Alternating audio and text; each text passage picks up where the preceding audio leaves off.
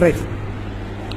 చూడండి, ఏది మనం మొదటి 1వ తెస్సలోనిక 4వ అధ్యాయం 9వ వచనం చదవండి. 1వ తెస్సలోనిక 4. సహోదర ప్రేమను గురించి మీకు వ్రాయనక్కర్లేదు, అంతే. సహోదర ప్రేమను గురించి మీకు రాయనక్కర్లేదు, మీకు రాయాల్సిన పని లేదు. ఇలా ఉండండి, అలా ఉండండి, సహోదర ప్రేమ గురించి మీకు రాయనక్కర్లేదు, రాయాల్సిన అవసరం లేదు మీకు. అంటే రాయాల్సిన అవసరం లేని విధంగా వాళ్ళు సహోదర ప్రేమలో ఎదుగుతున్నారు. చదవండి, ఇంకేమన్నాడు? మీరు ఒకరినొకడు ప్రేమించుటకు దేవుని చేతనే నేర్పబడితిరి. ఎవరు నేర్పించారట? దేవుడే నేర్పించాడు. They were taught by God. ఆయనే నేర్పించలేదు, పౌలేం నేర్పించలేదు, ఇంకెవరో వచ్చి బోధించలేదు. ఇప్పుడు ఈ రోజుల్లో మనం బోధిస్తే కానీ నేర్చుకోవట్లేదు. కొన్ని బోధించినా నేర్చుకుంటున్నారంటే ఆ బోధగా ఉంటుంది కానీ నేర్చుకోవడం జరగట్లేదు. కానీ ఇక్కడ ఏమన్నాడు? మీరు ఒకరినొకరు ప్రేమించుటకు దేవుని చేతనే నేర్పబడితిరి. అది జరగాలి. దేవుని చేత వీళ్ళు దేవుని చేతనే నేర్పబడ్డారట. అంటే దేవుడే నేర్పించాడు వాళ్ళు. అలాగనే ఏమన్నాడు? 10వ వచనం, అలాగనే మాసిదోనియా యందంతటా ఉన్న సహోదరులందరినీ మీరు ప్రేమించున్నారు. సహోదరులారా, మీరు ప్రేమయందు మరి ఎక్కువగా అభివృద్ధి నొందుచుండవలనని సంఘమునకు వెలుపటి వారి ఎడల మర్యాదగా నడుచుకొనుచు మీకేమీ కొదవ లేకుండానట్లు మేము మీకు ఆజ్ఞాపించిన ప్రకారము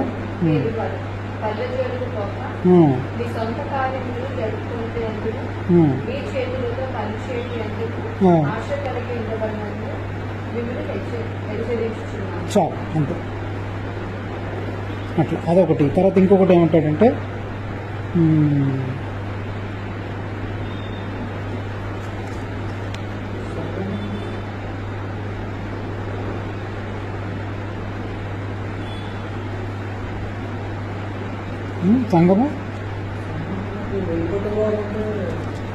సంఘమునకు వెళ్ళిపట్టేవారంటే అన్ని జనులు. తర్వాత ఇక్కడ ఇంకొక మాట కూడా అంటాడు. ఏమంటాడంటే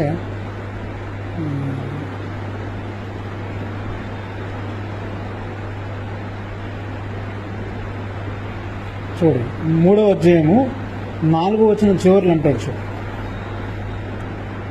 మేము మీ యొద్ద ఉన్నప్పుడు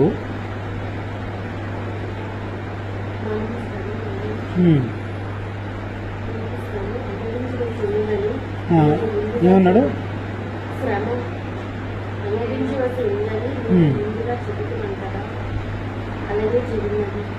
3వ అధ్యాయం 4వ వచనం చివరి భాగం, మేము మీ యొద్ద ఉన్నప్పుడు మనము శ్రమను అనుభవింపవలసి ఉన్నదని మీతో ముందుగా చెప్పుతుంది కదా, అలాగే జరిగింది. ఇది మీకు తెలియదు. అట్టి శ్రమలను అనుభవించుటకు మనము నియమింపబడిన వారమని మీరు ఎరుగుదురు.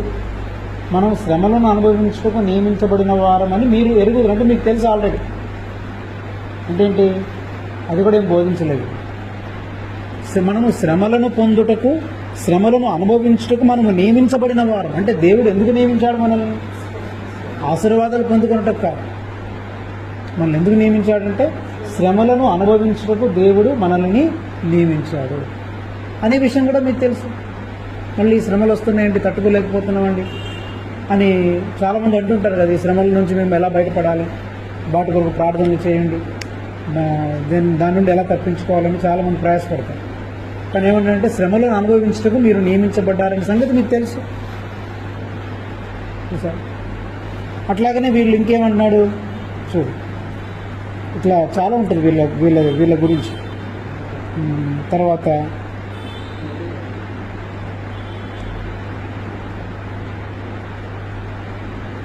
ఇంకొక చోట అంటాడు,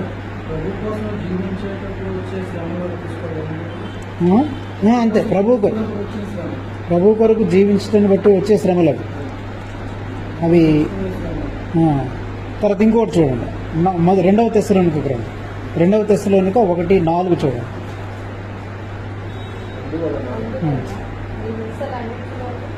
మీ హింసలన్నిటిలోనూ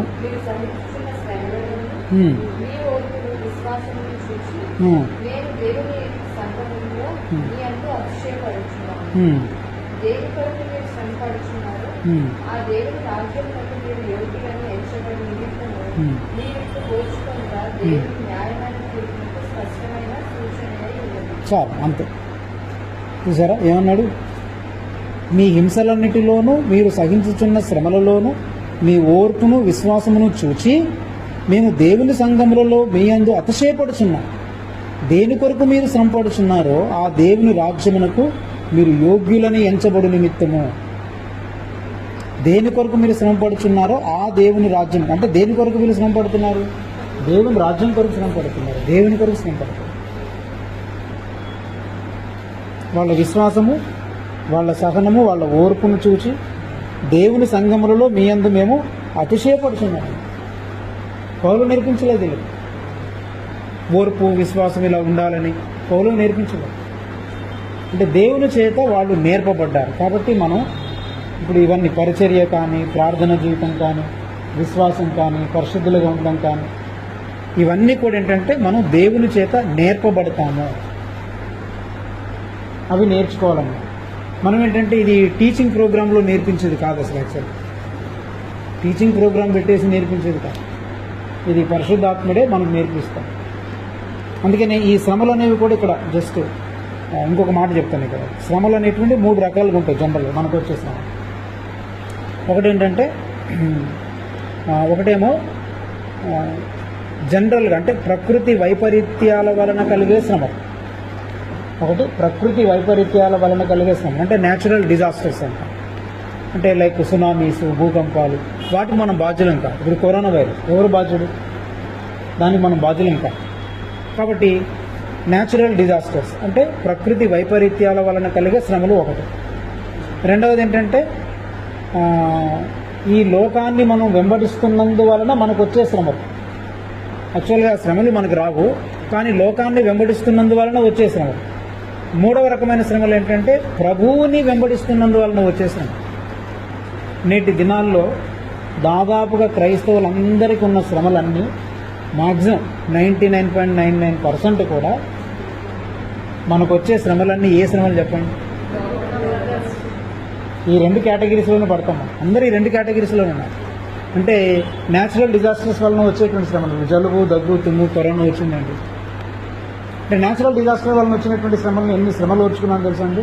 అసలు నేను కరోనా వచ్చిన తర్వాత నేను ఎన్ని శ్రమలు అనుభవించానంటే హాస్పిటల్లో నిజంగా చనిపోతాను అనుకున్నాను. వెంటిలేటర్ మీద కూడా పెట్టారు. దేవుడు నన్ను తప్పించాడండి. అందులో గొప్పతనం ఏం లేదు. నిన్నే కాదు, అలాగా అన్ని జనులు చాలామంది కూడా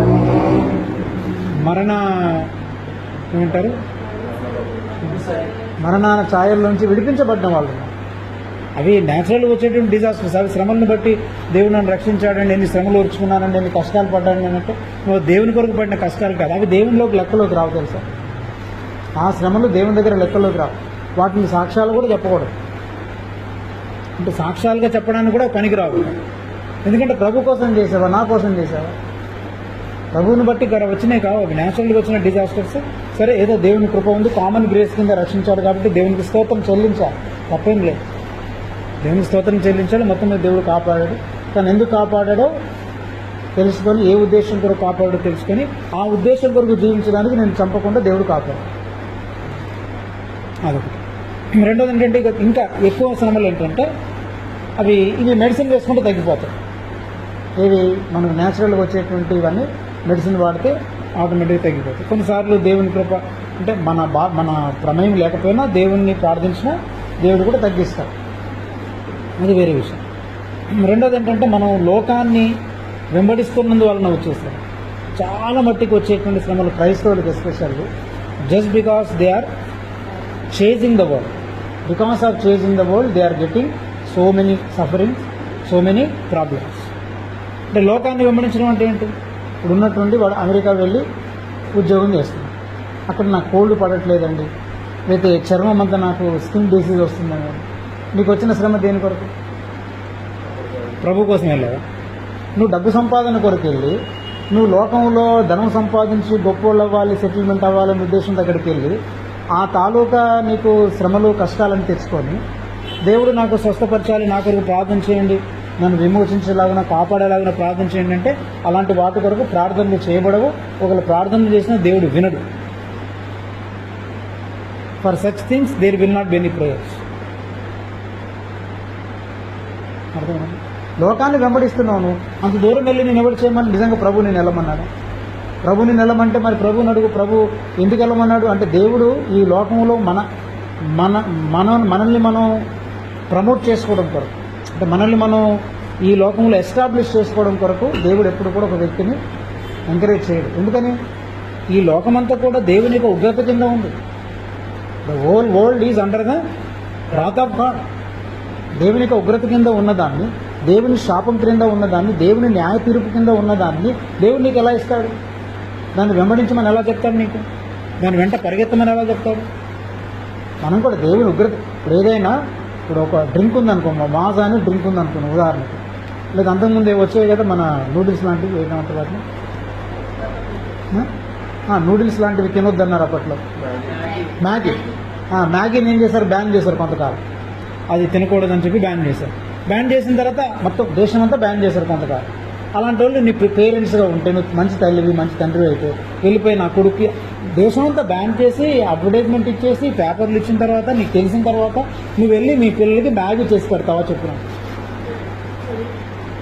పిల్లలు ఒకవేళ కావాలని నేర్చిన ఏం చేస్తాను? ఇవ్వవు. నువ్వు ఇవ్వవు. ఎందుకని? బికాస్ దాంట్లో పాయిజన్ ఉంది, అది తింటే చచ్చిపోతారు.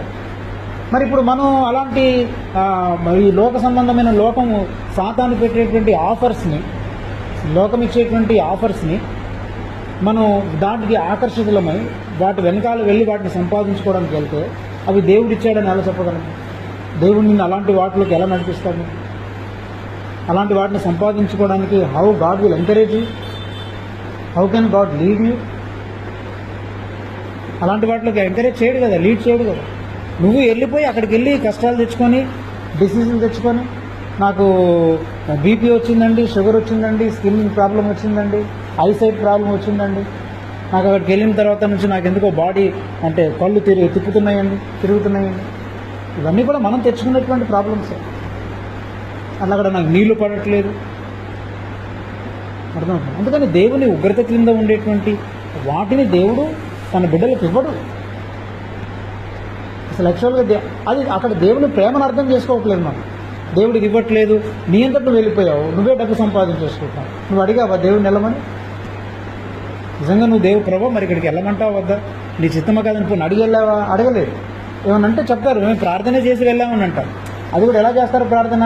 ప్రభు మేము వెళ్ళాలనుకుంటున్నాం ప్రభు, వీసా ఇవ్వండి ప్రభు అని బలవంతంగా అడిగి వెళ్తారు. వీళ్ళు వెళ్ళాలా వద్దని అడగరు. మీకు అర్థమైందా? మేము అక్కడికి వెళ్ళాలనుకుంటున్నాం ప్రభు, ఆఫర్ వచ్చింది ప్రభు, 2 ఆఫర్లు వచ్చాయి ప్రభు, ఇందులో చేరాలి అందులో చేరాలి అంటారు. కానీ అసలు ఈ ఆఫర్లో అసలు ఇది నిజంగా ఆత్మలో జన్మించిన వారం అయితే ఆ ఆఫర్లే దేవుని చిత్తానికి వెలుపల ఉన్నది. అసలు వాటి జోలికి మనం వెళ్ళొద్దు. అసలు ఇప్పుడు ఏమి తిందుమో ఏమి త్రాగుదామో మీరు చింతించనక్కర్లేదండి. God will take care of everything. ఒకవేళ అందులో అలాంటి ఉద్యోగాలు చేసినా తిండి కోసం, బట్టల కోసము ఎక్కడెక్కడికో వెళ్ళిపోయి మనం అంతంత ఉద్యోగాలు చేయాల్సిన పని లేదు. ఆ భోజనం కొరకు, ఆ తిండి బట్టల కొరకు ఎక్కడెక్కడైనా మనం సంపాదించుకోవచ్చు. తర్వాత ఇంకొకటి ఏంటంటే గాడ్ హెస్ ప్రామిస్డ్ us. దేవుడు మనకు ఆల్రెడీ ప్రామిస్ చేశాడు, ఐ విల్ గివ్ యూ అని. నేను నీకు భోజనం ఇస్తాను, బట్టలు ఇస్తాను అని ఆల్రెడీ ప్రామిస్ చేశాడు. నువ్వు పని చేసినా చేయకపోయినా దేవుడు నీకు ప్రొవైడ్ చేస్తాడు. కానీ ఏంటంటే మనం ఏమంటాం, ఆ భోజనము బట్టలతో తృప్తి చెందాం కదా, మనకు అంతకంటే ఎక్కువ కావాలన్నమాట. అంటే ఎప్పుడైతే మినిమం నీడ్స్తో, అంటే బేసిక్ నీడ్స్తో కనుక మనం సంతృప్తి చెందకుండా ఉంటామో అప్పుడు మనకి శ్రమలు వస్తాయి. ఈ శ్రమలన్నీ ఎందుకు వస్తున్నాయంటే, ఈ కష్టాలు ఎందుకు వస్తున్నాయంటే, నాకు నిద్ర లేదు, అన్ని గంటలు కష్టపడి పనిచేసే ఉద్యోగం ఎందుకు అనుకున్నావు? నీ బేసిక్ నీడ్స్కి 12 గంటలు పనిచేయాలా? నీ బేసిక్ నీడ్స్ కొరకు అంత దూరం వెళ్ళాలా? అన్ని 1000 కిలోమీటర్లు ప్రయాణం చేయాలా? నీ బేసిక్ నీడ్స్ కొరకు నీ రిలేషన్షిప్స్ని, పిల్లలని, భార్యని, తల్లిదండ్రులని వదిలిపెట్టి అంత దూరం ఉండాలా?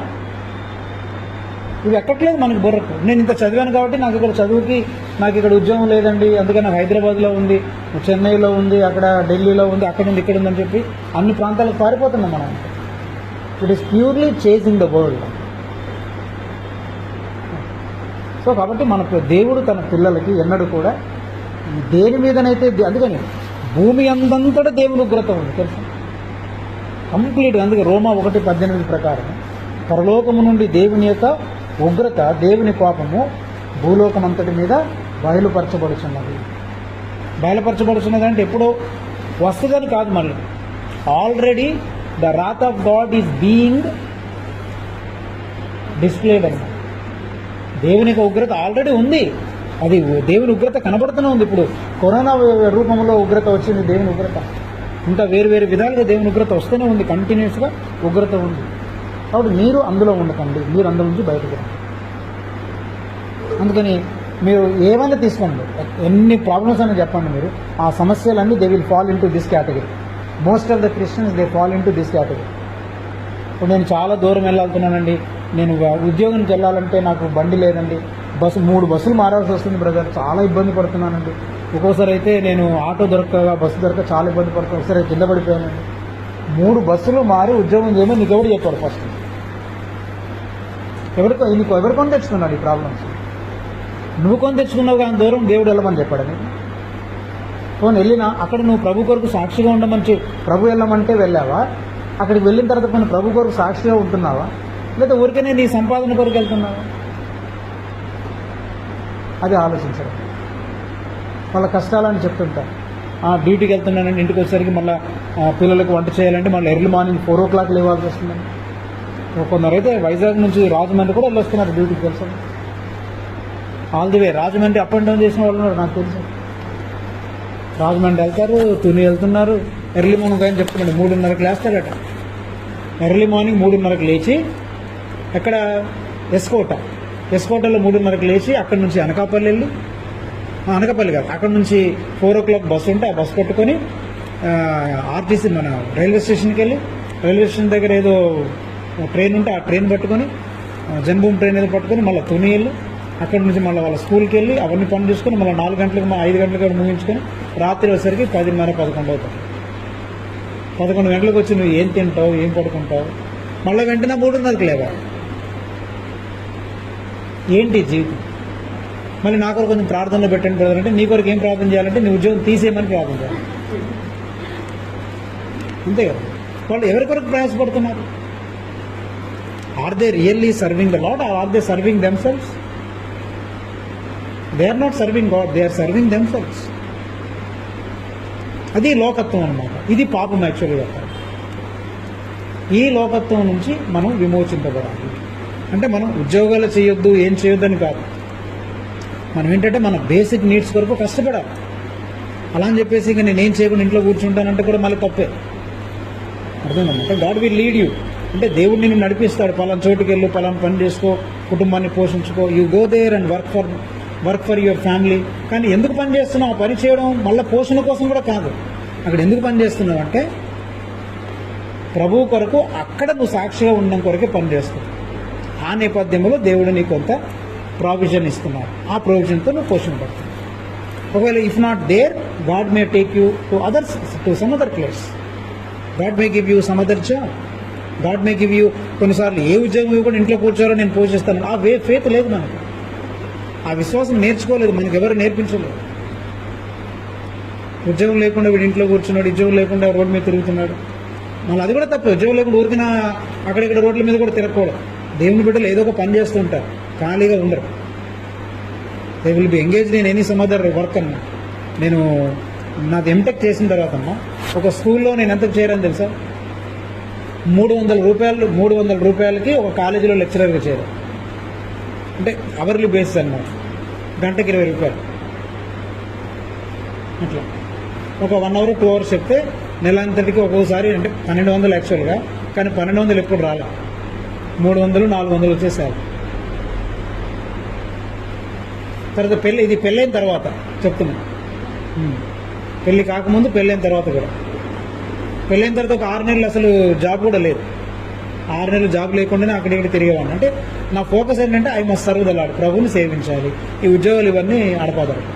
తర్వాత ఎంటెక్ అయిన వెంటనే ఫస్ట్ స్కూల్లో చేరాను. ఒక స్కూల్లో ప్రిన్సిపల్కి వెళ్ళాను. అక్కడ వాళ్ళు నాకు ఎంత ఇచ్చేవాళ్ళంటే 750 రూపాయలు ఇచ్చేవాళ్ళు, 750 రూపీస్ శాలరీ అన్నమాట. ఎంటెక్ ఏంటి, నువ్వు 750 ఏంటి. మనం ఏంటంటే నేను చదివిన చదువుకి 750 ఏంటండి, నా జాబ్కి ఇక్కడ లేవంటే నేను చదివే చదువుకి అప్పట్లో మరి ఇక్కడ విశాఖపట్నంలో జాబులు లేవు. నేను వెళ్ళాలనుకుంటే బెంగళూరు వెళ్ళలేనా, చెన్నై వెళ్ళలేనా, ఇంగ్లాండ్ కూడా వెళ్తాను. సో అది దానికి ఆఫర్ వచ్చింది నాకు. అంటే మా క్లాస్మేట్ వెళ్ళారు, నేను కూడా వెళ్ళి జాయిన్ అవ్వచ్చు అందులో. కానీ అప్పుడు ఏంటంటే మనీ కట్టాలి. అప్పుడే ఎంత 20,000 ఎంతో పే చేయాలి, 20,000 పే చేయాలన్నమాట. అప్పుడు అంత మనీ నా దగ్గర లేదు. సరే ఎందుకు లేని చెప్పేసి నేను ఇక జాబు ఎంత శాలరీ అనేది పక్కన పెట్టేసి, నా ఐడెంటిటీ డిగ్నిటీ పక్కన పెట్టేసి I must serve the Lord, ప్రభు కొరకు జీవించాలి. కాబట్టి ఏ జాబ్ అనేది నాకు అనవసరం, కానీ చెయ్యాలి ఏదో ఒకటి చేయడం అని 750 రూపాయలు చేరాను స్కూల్ ప్రిన్సిపల్ చేశాను. తర్వాత కాలేజీకి వెళ్ళాను, 300, 400 వచ్చేది. కొంతకాలం ఖాళీగా ఉన్నాను. ఏదో ఒకటి చేసుకోవడం, కుటుంబాన్ని పోషించుకోవడం. అంటే నా మెయిన్ ఫోకస్ నా చదువుని బట్టి నాకు ఈ ఉద్యోగం కావాలి అనేటువంటి కాన్సెప్ట్ క్రైస్తవుడు తీసేసుకోవాలి ఫస్ట్. క్రైస్తవుడు అనేటువంటి నిజంగా ఫాలోవర్ ఆఫ్ క్రైస్ట్కి, ప్రభువుని వెంబడించే వానికి ఇలాంటి రిజర్వేషన్స్ ఉండకూడదు. నాకు ఇక్కడ జాబ్స్ లేవు, అక్కడే ఉంటుంది, లేకపోతే ఈ కంపెనీలో హైక్ ఎక్కువ, ఈ కంపెనీలో తక్కువ, దీనికి ఫ్యూచర్ ఎక్కువ, దాని ఫ్యూచర్ తక్కువ. ఇక అవన్నీ చూస్తున్నామంటే you are completely worldly man అంతే. ఇంకా అది no doubt about it, you are a completely worldly man. లోకస్తులం అంతే. మనం ఆ లోకత్వాన్ని మనం విడిచిపెట్టాలన్నమాట. అది లోకత్వం అంటే మనం కంప్లీట్గా లోకంలో ఇన్వాల్వ్ అయిపోయాం. మనం 12 గంటలు 24 గంటలు ఇంకా దానికోసమే బ్రతుకుతున్నట్టు, అది లేకపోతే ఇక బ్రతకలేమన్నట్టు, దాని కొరకు ఏ రిలేషన్షిప్నైనా వదులుకుంటారు. ఇప్పుడు మనం ఫెలోషిప్లో జీవించాలనుకుంటే నాకు fellowship is more important than my relationship with others. ఇప్పుడు నీకు ఉద్యోగం వచ్చింది, బాస్ ఫోన్ చేశాడు, అర్జెంటుగా ఈరోజు మీరు రావాలనగానే ఏం చేస్తాం చెప్పండి? ఫెలోషిప్ ఉన్న దేవుడు మాట్లాడిన వెళ్ళలేం కదా మనం. ఇక దేవునితో మనకి రిలేషన్షిప్ ఎక్కడ ఉంటుంది? అంటే దేవునితో ఉన్న రిలేషన్షిప్ అంతా మెకానికల్ రిలేషన్షిప్లో ఉంటాం తప్ప యాక్చువల్ రిలేషన్షిప్లో ఉండం. అంటే ఇదేమంటారంటే దాన్ని డైనమిక్ రిలేషన్షిప్ ఉండదు.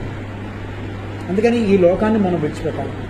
అందుకే మీరు ఏ సమస్యలని చెప్పండి, నా దగ్గరికి వచ్చి ఎంతమంది చెప్తుంటారు సమస్యలు, వాటన్నిటికీ ఒకటే సొల్యూషన్ ఏంటంటే you are suffering because of chasing the world. లోకాన్ని వెంబడిస్తున్నందువలన వచ్చే శ్రమలు అంతే.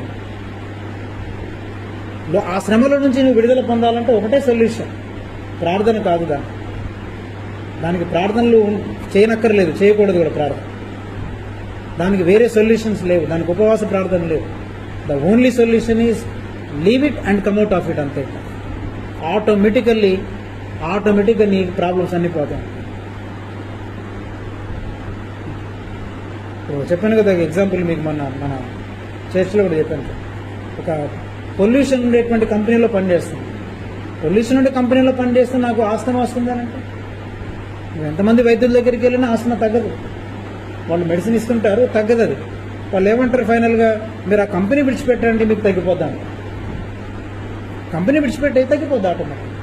మనకేంటంటే కంపెనీ వదులుకోము కానీ తగ్గాలన్నమాట. కానీ అలాంటి సొల్యూషన్ ఇచ్చే వాళ్ళ దగ్గరికి వెళ్ళాము మనం. మనల్ని మోసం చేసి డాక్టర్లు ఏమన్నా పర్లేదు సార్, మరి తప్పదు కదండి, ఏదో ఉద్యోగం చేసుకోవాలి కదండి, ఉద్యోగం చేసుకుని మేము మెడిసిన్ ఇస్తుంటాం సార్ అంటాం. వాడికి వ్యాపారం సాగుతుంటుంది, డాక్టర్కి వీడు పని చేస్తుంటే కష్టపడుతుంది, చివరికి ప్రాణాపాయానికి వస్తుంది. నాలాంటి డాక్టర్లు ఏంటంటే నువ్వు వదిలి బయటికి రమ్మని అంటాం, అది ఇష్టం ఉండదు వాడు. ఇప్పుడు డాక్టర్ దగ్గరికి వెళ్ళి వెంటనే నీకు గ్యాస్ట్రిక్ ప్రాబ్లమా, ప్యాంటాప్ వేసేసి, లేకపోతే నువ్వు ఒక 1 మంత్ వాడేసి, లేకపోతే యాంటాసిడ్స్ 2 రాసేసి కదా, నువ్వు ర్యాంటిడిన్ వాడే, తగ్గకపోతే ర్యాంటిడిన్, వాడికి ఏం తెలియదు అనుకోండి, తెలియనివాడికి ప్యాంటాప్ తర్వాత ర్యాంటిడిన్ ఒక 2-3 రాశారనుకో, డాక్టర్ గారు ఎంత మంచి మెడిసిన్ చెప్పారు. నేను దగ్గరికి వస్తే నువ్వు వామ్ వాటర్ తాగమో రోజాను.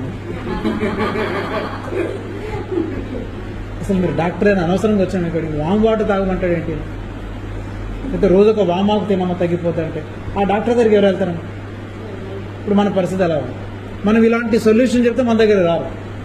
లేదమ్మా నీ దశంభావం వెంటనే ఒక కవర్లు పెట్టేసి, ఆ కవర్లు ఒక్కొక్క కవర్ అందరికి పనిచేసి, నీ దశంభావం వెంటనే నెల రోజున 1వ తారీఖున ఇస్తే ఇంకా ఆశీర్వాదం అనడం అనుకో, ఖచ్చితంగా చచ్చినట్లు ఆ దశంభావం కవర్లు పెట్టిస్తాం. మనం రూల్స్ పెట్టామనుకో ఖచ్చితంగా ఇస్తాం. తర్వాత దేవుని సేవకునికి మీరు ఖచ్చితంగా మీరు బిర్యానీ వండుకొని పెట్టాలి, మీరు మటన్ వండుకొని పెట్టాలంటే ఖచ్చితంగా చేసుకొని వస్తారు. మనం అడగలేదనుకో ఏమీ పెట్టాలి, అడగలేదనుకో కానుకూడి వరకు. చెప్తున్నాను. కానీ అడిగినా అడగకపోయినా కొన్ని కంపల్సరీ దేవునికి ఇవ్వడం అనేటువంటిది మన ఆఫరింగ్ మనం ఇవ్వడం అనేటువంటిది అది మస్ట్ అన్నమాట. ఇంకంత గివింగ్ ఈజ్ మస్ట్. ఎంత ఇస్తారనేది కాదు, గివింగ్ ఈజ్ మస్ట్. రెండోది ఏంటంటే ఫెలోషిప్ ఈజ్ మస్ట్.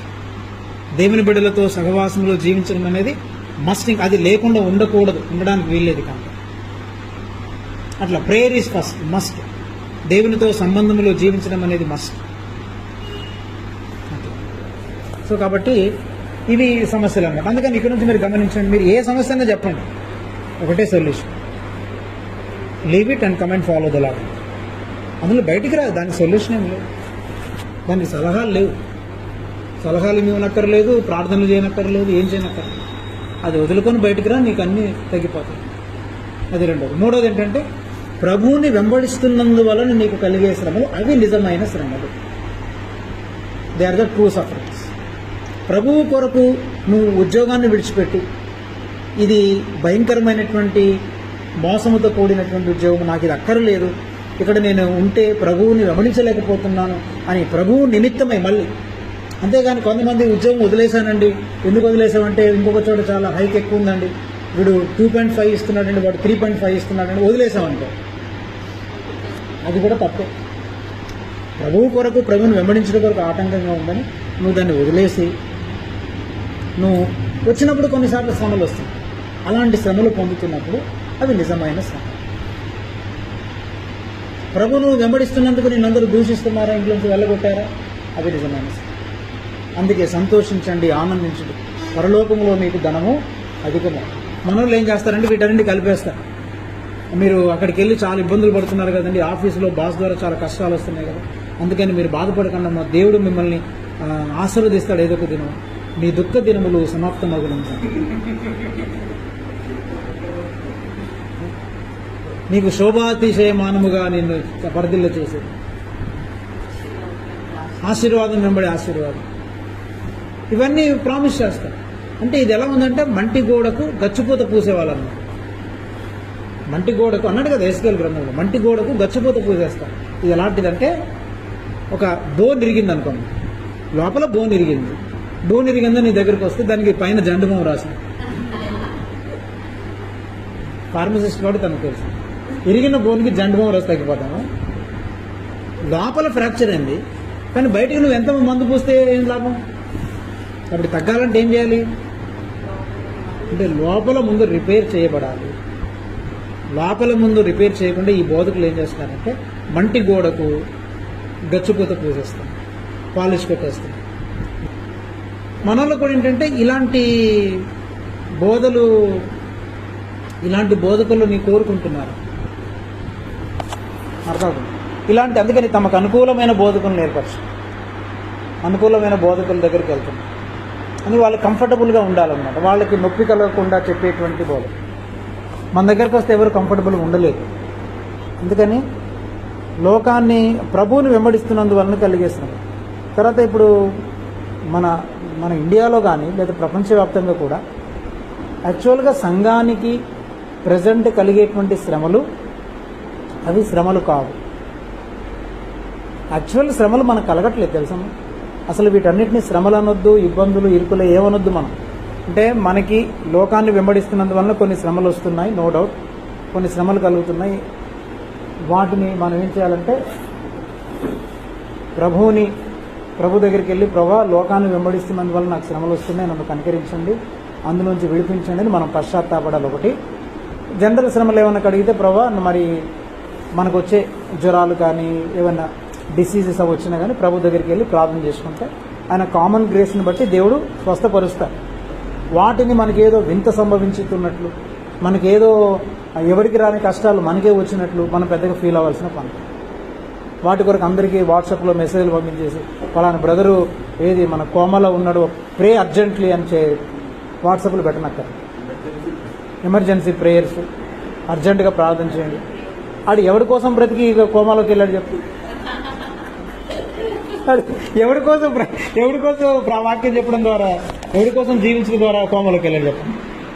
పనికి మాలినటువంటి తగాదుల్లో పెట్టి ఆస్తుల గొడవల్లోకి వెళ్ళిపోయి దెబ్బలాటలు ఆడుకొని వాడు బుర్ర పగలగొట్టేసుకొని కోమాలోకి వెళ్ళిపోతే వాడి కోసం ప్రార్థన చేయాలి.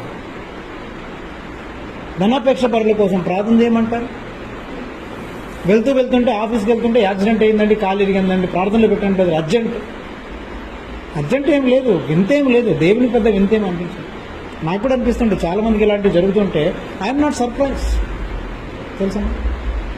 అందుకని అంటే నేను చెప్పే విషయాలను బట్టి కొంతమందికి కొంచెం ఇబ్బందికరంగా అనిపించవచ్చు, కానీ I'm not surprised by anything. ఈ మధ్య చాలామందికి కోవిడ్ వచ్చి ఇలా ప్రాణాపాయ స్థితిలో ఉన్నారంటే ఐ వాజ్ నాట్ సర్ప్రైజ్. దేని కొరకు నీకు కోవిడ్ వచ్చింది? దేని కొరకు నువ్వు హాస్పిటల్లో పెట్టబడ్డా?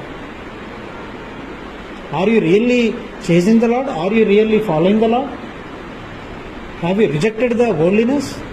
లోకాన్ని విడిచిపెట్టావా, విసర్జించావా? అయినా మనం బాధపడాల్సిన పని లేదు. లోకాన్ని విసర్జించి విడిచిపెట్టిన వాడికి కూడా కరోనా వచ్చిన ప్రాబ్లం లేదు, ఇంకా సంతోషమే. ఎక్కడికి వెళ్తాడు వాడు? ఆఫ్టర్ ఆల్ దేవుని దగ్గరికి వెళ్తాడు.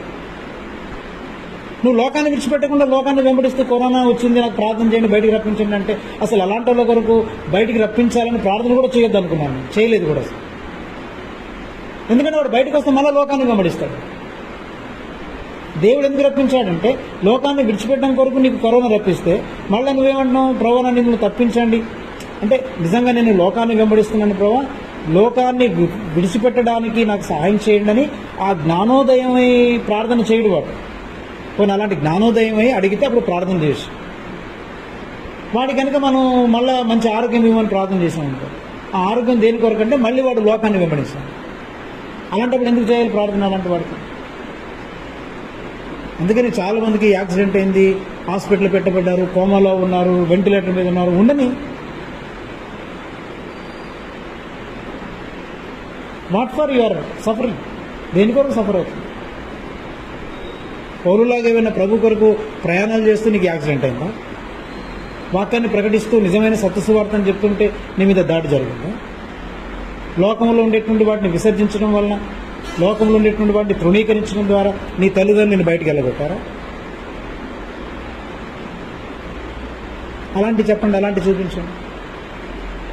అలాంటి శ్రమ లేవులో మనందరితో కాంప్రమైజ్ అయిపోతాం, అన్నిటితో కాంప్రమైజ్ అయిపోతాం. ఏదైనా శ్రమ వస్తే నాకు చాలా శ్రమలు వచ్చాయి. అందుకని అసలు చెప్పాలంటే ప్రజెంట్ చర్చ్కి ప్రపంచవ్యాప్తంగా there is no true persecution లేదు. ఎక్కడో అక్కడక్కడ 1% అక్కడక్కడ ఉందేమో కానమ్మా, యాక్చువల్గా అయితే 99% ట్రూ పర్సిక్యూషన్ అనేది లేదు మన ఇండియా. ఇప్పుడు వీళ్ళు ఏమంటారంటే ఆ చర్చిలు పడగొడుతున్నారు కదండి, పాస్ల మీద రాళ్ళు వేస్తున్నారు కదండి, అవును పాస్ని చంపారు కదా. ఎందుకు చంపారు వాళ్ళు? నువ్వు చేసే తింగర పనులను బట్టి.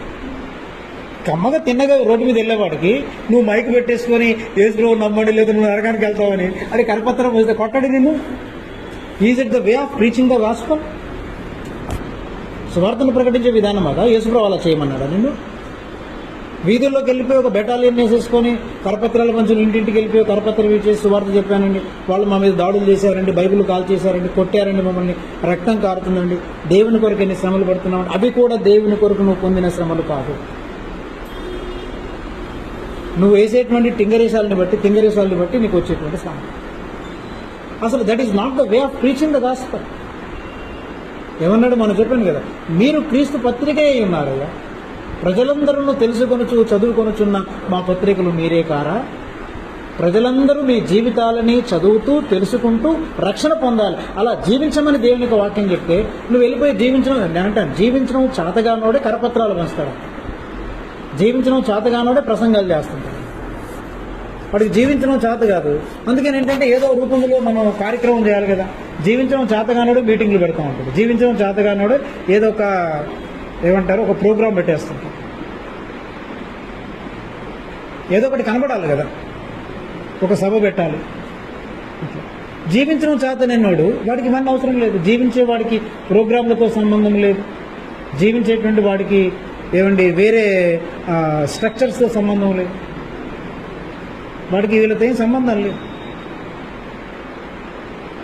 అట్లా అందుకని ఈ శ్రమలు చూడండి, ఇప్పుడు క్రిస్టియన్స్కి వచ్చేటువంటి శ్రమలు కూడా మన ఫూలిష్నెస్ని బట్టి వచ్చేటువంటి శ్రమలే. కానీ యాక్చువల్ హింస అంటే నువ్వు ప్రభు కొరకు జీవిస్తున్నావు, ఇంట్లో నువ్వు ప్రభుని వెంబడిస్తున్నావు, ఉద్యోగంలో నువ్వు ఆ లంచం తీసుకోకుండా నువ్వు రిజెక్ట్ చేసావు, నువ్వు చాలా న్యాయంగా బ్రతుకుతున్నావు. అప్పుడు ఎవడన్నా వచ్చి నేను కొడితే అది ప్రభు నిమిత్తంగా వచ్చినటువంటి శ్రమ. నువ్వు ప్రభుని నిజంగా వెంబడిస్తున్నావు, ఈ లోకంలో ఉండేటువంటి వాటిని తృణీకరిస్తున్నావు. ఒకవేళ ఎస్సీ రిజర్వేషన్ సర్టిఫికేట్ పెట్టుకున్నావు, పెట్టుకోమని పేరెంట్స్ ఒత్తిడి చేస్తున్నారు, నాకు వద్దని చెప్పాను, పేరెంట్స్ నేను ఇంట్లోంచి వెళ్ళగొట్టారు. That is the true persecution. అది నిజమైనటువంటి హింస. అక్కడ అన్నాడు కదా, ఎంత అద్భుతమైన మాట చెప్పాడు. శ్రమలను అనుభవించుటకు మీరు ఏర్పరచబడ్డారని మీకు తెలుసు అని అంటున్నాడు. వావ్, చెప్పాలంటే ఇవి కూడా నేను చెప్పనక్కర్లేదు తెలుసా. పరిశుద్ధాత్మ దేవుడు మీకు ఇవన్నీ బోధిస్తాడే. చదవండి ఆ వచనం, మళ్ళీ చదవండి.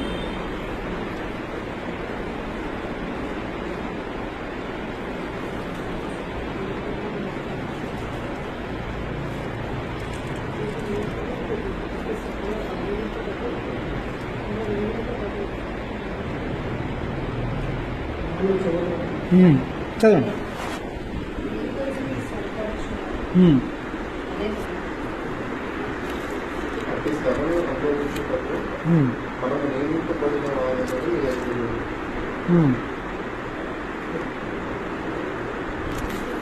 మూడవ అధ్యాయం 4వ వచనం, మొదటి తెస్సలోనిక 3:4 చివరి వచనం ఉంది. అట్టి శ్రమలను అనుభవించుటకు మనము నియమింపబడిన వారమని మీరెరుగుదురు. ఎట్టి శ్రమలకు? ఈ శ్రమల గురించి రాస్తాడు చూడండి. 9వ వచనం, 1వ అధ్యాయం 9వ వచనం చూడండి.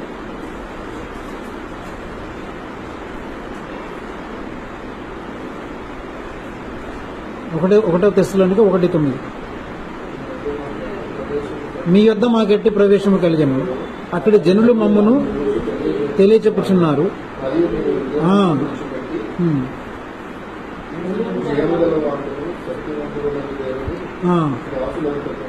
చాలా. అక్కడ తర్వాత 6వ వచనం చూడండి. 6 అంటారు, పరిశుద్ధాత్మ వలన కలుగు ఆనందముతో గొప్ప ఉపద్రవమునందు మీరు వాక్యమును అంగీకరించి. ఎప్పుడు అంగీకరించారు అది చెప్పండి. గొప్ప ఉపద్రవమునందు మీరు వాక్యమును అంగీకరించి మమ్మును ప్రభువును పోలి నడుచుకొనిన వారైతిరి.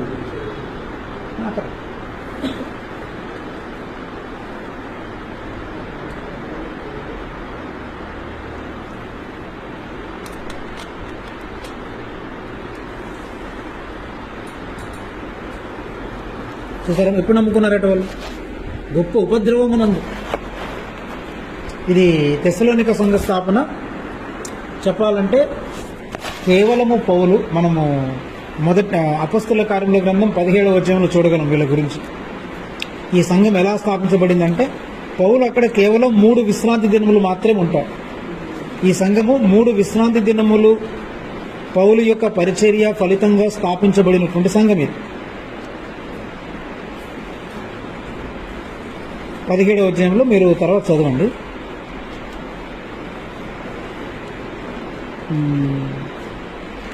17వ అధ్యాయము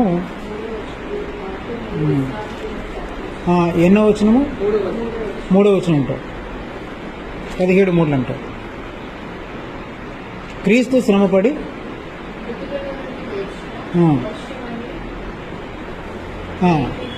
నేను మీకు ప్రచురం చేయి యేసే క్రీస్తై ఉన్నాడని లేఖనముల నుండి దృష్టాంతం విప్పి చెప్పచ్చు. వారితో 3 విశ్రాంతి దినములు తర్కించుంది. అంటే 21 డేస్లో స్థాపించబడిన సంఘం.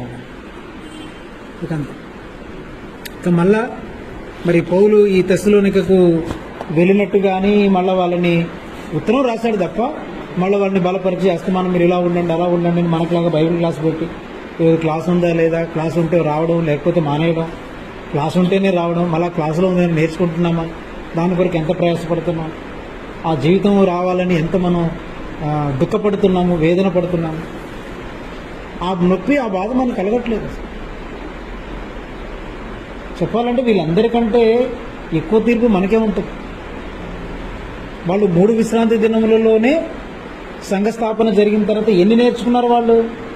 గొప్ప ఉపద్రవం ముందు మీరు దేవుని యొక్క వాక్యాన్ని అంగీకరించారు, తర్వాత ప్రేమ అంటే ఏంటో మీరు దేవుని చేత నేర్పబడ్డారు, విశ్వాసం నేర్చుకున్నారు.